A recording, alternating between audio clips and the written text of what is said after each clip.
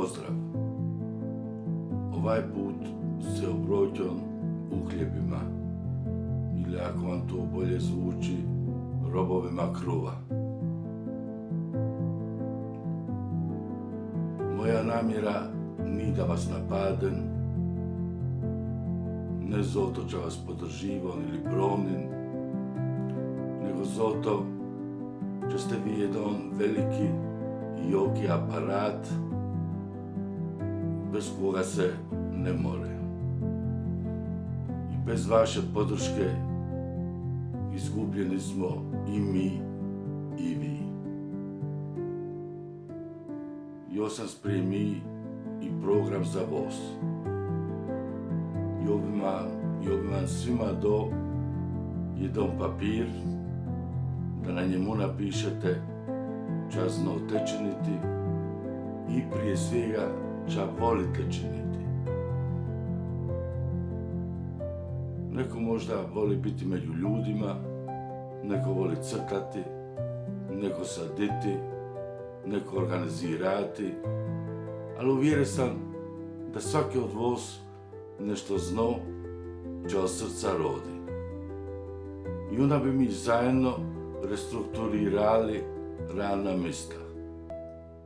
Tako da svako dobije neko radno mjesto koje je u prvoj liniji njega ispunjivo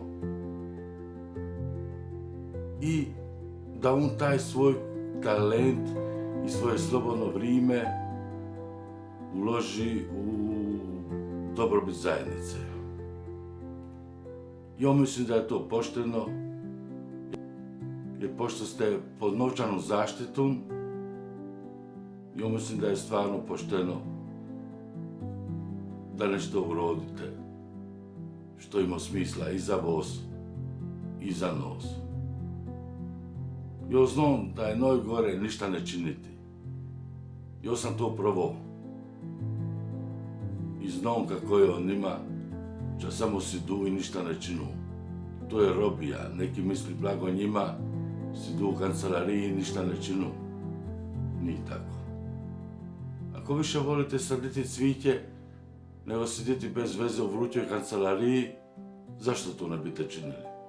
Ako više volite crtati, zašto ne biste crtali? Pa ćemo prodati slike za koliko toliko i šoldi ćemo uložiti u općinu. Ili crtajte murale ili ne znam. Snađite se. Radna mjesta koja bi se s vremenom pokazala kao suvišna, nastala bi prirodnim putem. Jednostavno, kad vi idete u mirovinu, ne bi niko došao na vaše mjesto. U trenutku ne vidim neku drugu opciju, što ne znači da neću vidjeti kad uđem tamo, jer kao što sam rekao, ja moram pojeti samo dokle vidim, a kad uđem tamo, onda vidim kako ću dalje. I od tako gren, korak po korak, čovjek po čovjek, i ako dojde do promjene, to neće biti zato što se nešto ruši, nego zato što smo se za promjenu odlučili svi zajedno.